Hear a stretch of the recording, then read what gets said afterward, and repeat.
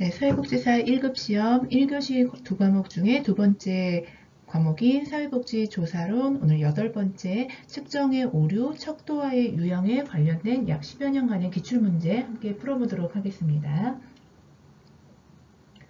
조사 연구의 과정에서는 주제와 문제를 먼저 설정을 하게 되고, 그 이후에 가설을 설계하고 조사 설계를 합니다.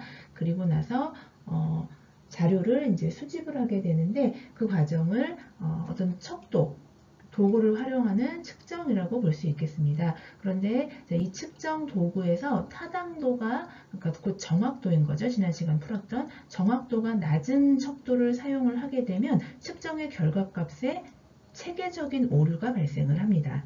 그리고 척도가 일관성이 없는 척도, 곧 신뢰도가 낮은 척도를 사용하게 되면 비체계적 오류, 다른 말로 무작위 오류가 발생을 하게 됩니다. 자, 타당도 낮은 척도, 체계적 오류 발생, 신뢰도 낮은 척도 사용, 비체계적 오류 발생, 암기하시면 되겠습니다. 그리고 척도에는 여러 종류가 있는데, 그 척도와의 유형에 관련된 기출까지 함께 보겠습니다. 네, 21회 때 기출문제였습니다. 자, 1번 측정의 오류에 관한 설명으로 옳지 않은 거 찾아보겠습니다. 자, 측정의 오류 두 가지가 있는데요. 자, 보기 1번, 연구자의 의도가 포함된 질문은 체계적 오류를 발생시킨다. 그렇죠. 연구자의 어떤 의도, 편향성인 거죠. 그러면 그런 항목들이 있으면 체계적으로 오류가 발생이 되는 거죠. 그래서 타당도가 낮은 척도가 되겠습니다. 1번 맞는 거고요. 자, 2번 사회적으로 바람직한 응답은 역시 체계적 오류 발생시키는 거 맞습니다. 자, 이 응답자가 사회적으로 바람직한 응답은 어느 정도 사람들이 공통적으로 알고 있는 부분이기 때문에 틀린 그 오답 체크를 고르게 체계적으로 다 틀리게끔 이렇게 체크하는 경향이 발생됩니다. 2번 옳은 설명입니다. 자, 3번 측정할 때의 오류는 연구의 타당도를 낮춘다. 그쵸? 사실 구체적으로는 측정의 오류 중에 체계적 오류는 타당도가 낮춰지는 거고, 그리고 비체계적 오류가 신뢰도가 낮아지는 거죠. 자, 근데 측정의 오류 통틀어서 연구의 타당도 낮추는 것 맞습니다. 3번. 자, 4번. 타당도, 곧 정확도가 낮은 척도의 사용은, 타당도가 낮은 척도의 사용은 체계적 오류를 발생시킵니다. 자, 척도라는 어떤 문항으로 구분된 척도도 있겠지만, 우리 몸무게를 재는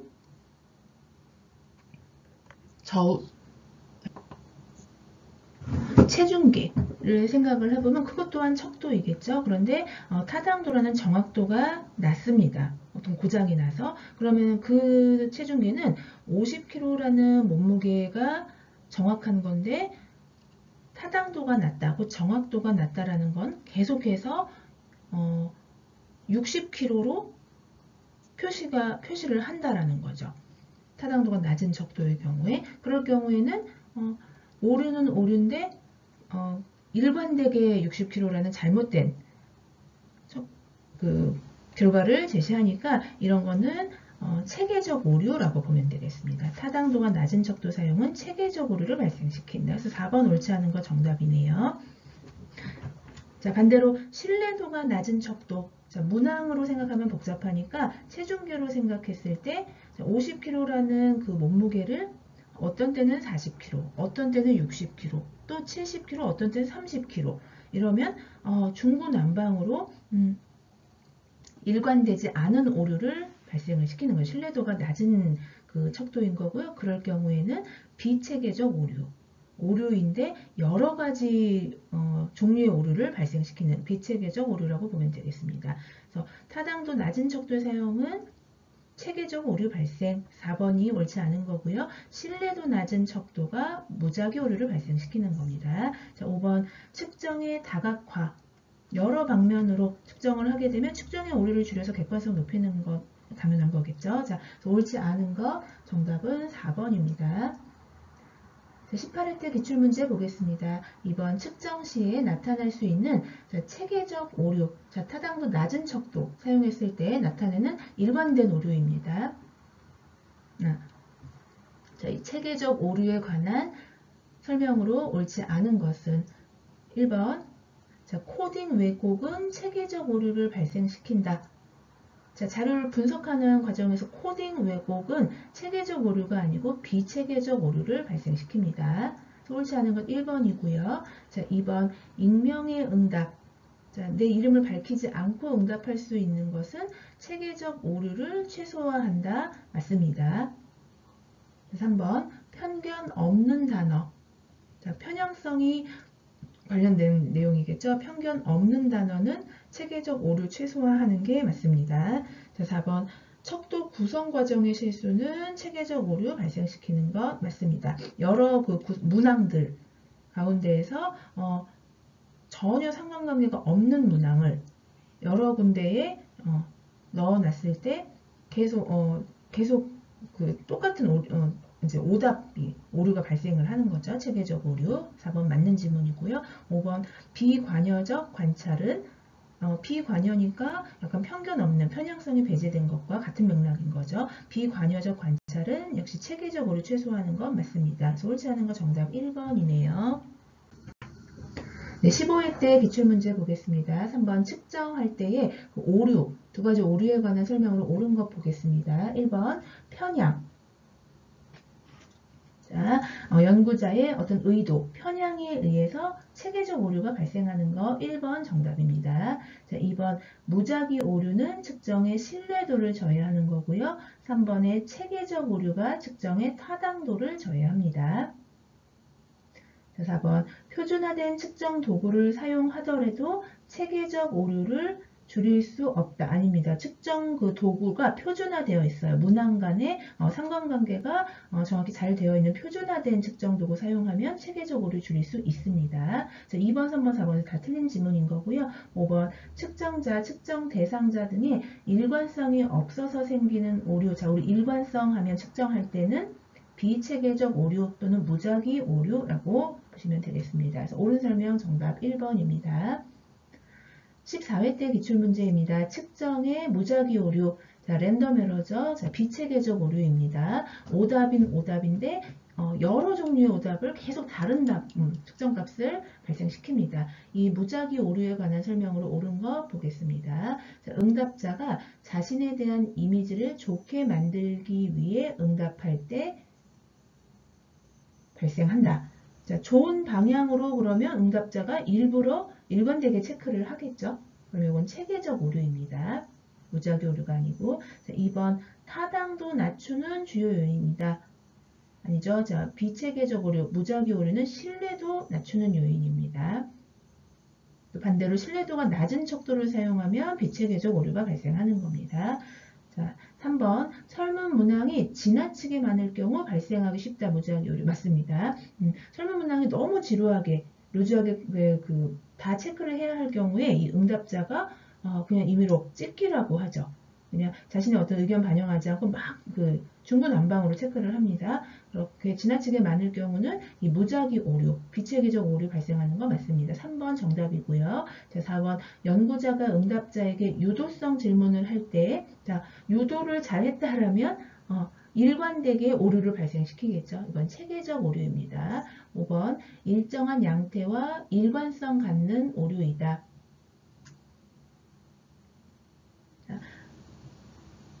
일정한 양태, 일관성 갖는 오류다. 체계적 오류에 관한 설명입니다.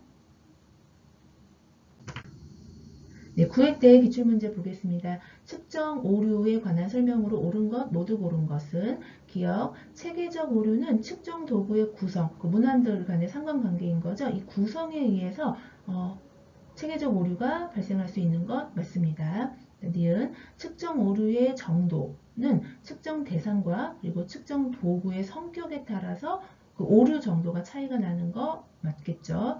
디귿 측정 오류는 각각 신뢰도, 타당도가 확보된 측정 도구를 이용하여 예방할 수 있다. 맞습니다. 리을 무작위 오류는 비체계적 오류입니다. 자, 수집된 자료를 코딩하는 과정에서 잘못 입력하는 경우에 발생한다. 맞습니다. 자, 자료 분석 과정, 코딩하는 과정에서 잘못 입력을 하게 되면 체계적 오류가 아니고 무작위 오류, 비체계적 오류가 발생하는 거 맞습니다. 다 옳은 설명이라서 정답 5번입니다. 자, 마지막 측정 오류에 관한 기출문제 3회때였네요. 6번. 측정에서 나타날 수 있는 오류, 나타낸 것 좀 맞는 거 골라보겠습니다. 자, 기억, 타당도가 낮은 척도 사용할 때 발생하는 체계적 오류. 이 체계적 오류는 그래서 타당도와 관련이 됩니다. 그 다음, 니은, 생태학적 오류는 앞전에 풀었던 분석 단위의 오류 중에 하나인 거죠. 예를 들어서 어떠한 시에서 고학력자가 많은 도시가 그렇지 않은 저학력자가 많은 도시의 소득보다 더 높다. 그렇기 때문에 당연히 고학력자 개인도 저학력자보다 소득이 모두 다 높을 것이다. 이 전체에 적용됐던 집단의 분석 단위를 개인에게 적용하는 것, 이것이 생태학적 오류인 거죠. 그래서 측정에서 나타나는 건 아닙니다. 이건 분석 단위 오류인 거고요. 자, 디귿, 무작위 오류, 다른 말로 비체계적 오류. 맞죠? 신뢰도 낮은 척도 사용하면 비체계적 오류가 발생을 합니다. 리을, 표준, 오차, 이건 표집 과정에서 나타나는 거기 때문에 자, 기억, 디귿, 측정에서 나타나는 것은 정답 2번입니다. 네, 다음은 척도, 곧 측정 도구인 척도의 여러 유형에 관한 기출문제 풀어보도록 하겠습니다. 지난 시간에 척도의 어떤 일반적인 측정 수준, 그러니까 알아내는 정보의 양에 따라서, 정도에 따라서 명목 수준의 척도 측정 또는 서열 수준의 척도, 등간 수준의 척도 측정, 비율 수준의 측정 척도, 명서 등비 관련 문제 풀어보았습니다. 이것에 대해서 조금 더 구체적으로 어떤 그런 설문의 그 문항들로 구성이 되어 있는지 그 예시를 통하여서 볼 수 있는 단락입니다.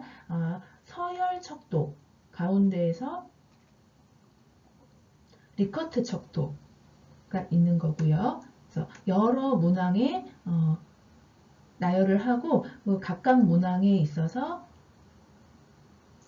매우 그렇다에서 보통이다 또는 매우 그렇지 않다까지 이렇게 해서 나눠서 각각의 문항을 체크할 수 있게 하고 그 문항의 점수를 더하는 총합 평정 척도의 특성을 갖고 있는 리커트 척도, 서열 척도인 거고요. 그리고 또 역시 서열 척도 안에는 거트만 척도 있는데 이 거트만 척도는 서열 척도이자 누적 척도였습니다. 그리고 보가더스의 사회적 거리 척도, 이것도 서열 척도이자 누적 척도였죠. 그러니까 위에 있는 문항에서 연관된, 그러니까 상관관계가 있는 하위 문항에도 체크가 돼야지 일관성이 있다, 신뢰할 수 있다라고 보는 누적성이 있는 거트만 척도와 보가더스 척도였습니다. 그리고 서스턴 척도 가장 좀 만들기 어려운 척도였죠. 등간 비율 척도. 그렇다 보니까 비율로 갈수록 척도, 측정의 수준이 높아서 더 많은 정보를 얻을 수 있는 척도이긴 합니다. 네, 척도에 관한 설명 문제로 풀어보겠습니다. 21회 때였고요. 1번. 옳은 설명 찾아보겠습니다. 리커트 척도는 개별 여러 문항을 각각의 중요도를 차등화한다. 아닙니다. 동등입니다. 각각의 문항의 중요도는 1번 옳지 않고요. 자, 2번. 보가더스의 사회적 거리 척도는 누적 척도 맞습니다. 보가더스의 사회적 거리 척도는 서열 척도이자 또 누적 척도의 일종입니다. 자, 3번. 평정 척도는 문항의 적절성 평가가 용이하다. 평정 척도는 문항의 적절성 평가가 용이하다. 아닙니다. 4번. 거트만 척도.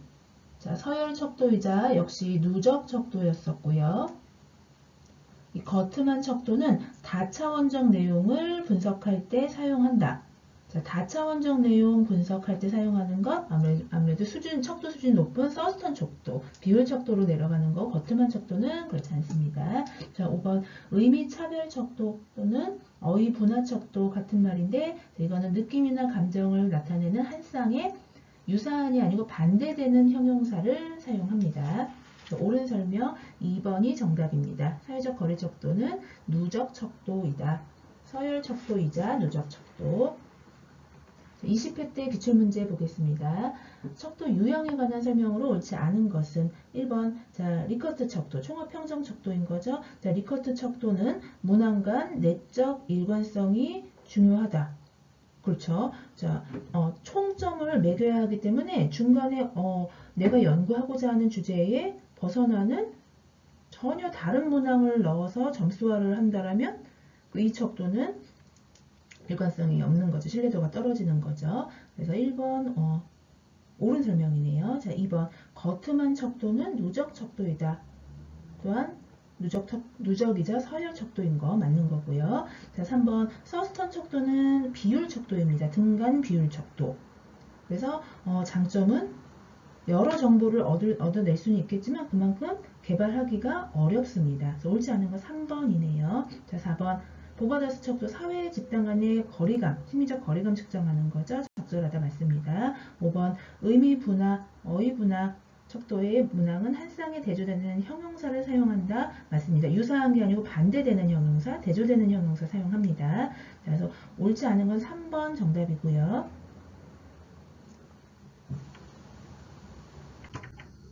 네, 다음 19회 때 기출문제 보겠습니다. 자, 척도의 예시가 나와줬네요. 다음에 설명하는 척도로 옳은 것 보겠습니다.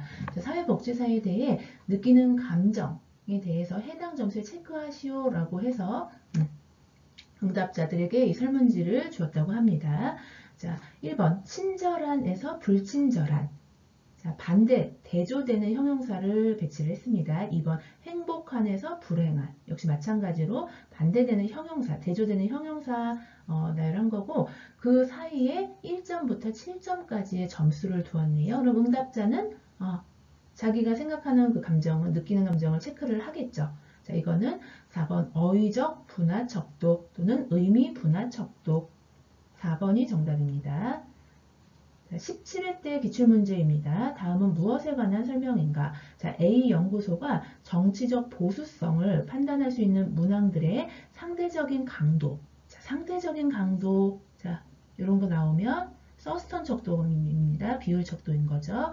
자, 이 강도를 11개의 점수로 평가자들에게 분류하기를 했습니다. 그래서 다음 단계로 평가자들 간에 불일치도가 높은 항목들은 빼고 그 살아남은 각 문항이 평가자들로부터 받은 점수의 중위수를 가중치로 합니다. 그래서 점수를 연구자가 더 부여를 해주는 거예요. 어떤 문항에 체크한 거는. 그래서 이거는 만들기가 좀 어려운 서스턴 척도인 겁니다. 그래서 정치적 보수성 척도 구성한다. 정답 2번 서스턴 척도입니다.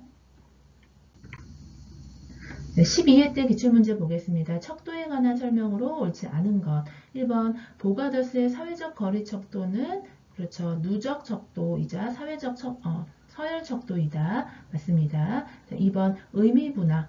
자, 어휘 분화 척도는 한 쌍에 반대되는 형용사 사용하는 거 맞죠? 자, 리커트 척도 총합평정 척도입니다. 총 문항의 점수를 합산하는 것. 자, 리커트 척도의 그래서 각 문항은 서열 척도입니다. 등간 척도가 아니고. 자, 간격이 동일하다라고 정의를 내리기가 좀 애매한 거죠. 어떤 문장에 있어서 이 문장과 이 문장 사이가 저 문장과 다른 문장의 사이와 동일하다. 간격이. 이게 등간이기 때문에 자, 이거는 서열 척도입니다. 리커트 척도는. 자, 4번 거트만 척도는 각 문항을 서열적으로 구성한 서열 척도 맞습니다. 자, 5번. 그래서 옳지 않은 건 3번 정답이고요. 5번 서스턴 척도는 자, 연구자가 평가자들로부터 받은 점수의 중위수를 가중치로 부여하거나 하는 이런 척도였죠. 서스턴 척도를 개발하는 과정은 리커트 척도에 비교하여서 많은 시간과 노력이 요구되는 것 맞습니다. 정답 3번입니다. 자, 11회 때 기출문제입니다. 자, 리커트 척도에 관한 설명으로 옳은 것은 1번 비율 척도이다. 아니죠. 비율은 서스톤 척도. 가장 만들기 어려운 척도입니다. 자, 리커트는 서열 척도입니다.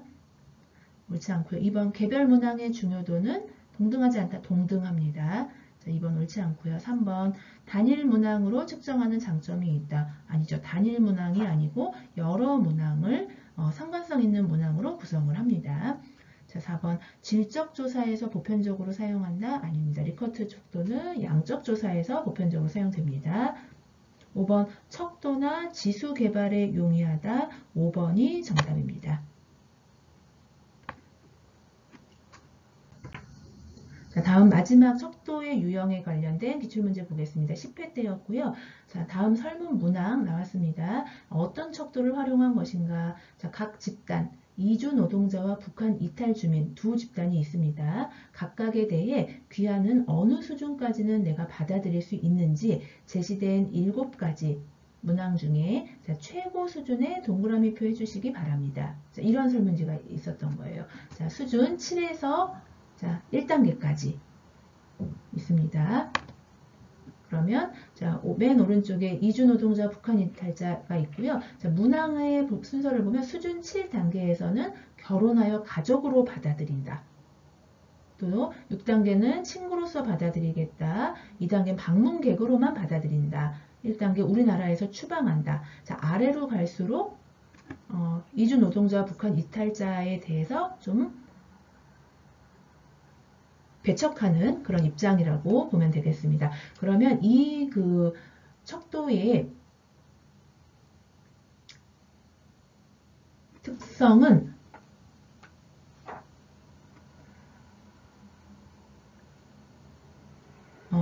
7번에 그러니까 이주 노동자를 결혼하여 가족으로 받아들인다라고 체크한 사람이 자 2번에 방문객으로만 받아들이겠다라고도 체크를 합니다. 그러면 정확하지 않은 측정 결과인 거죠.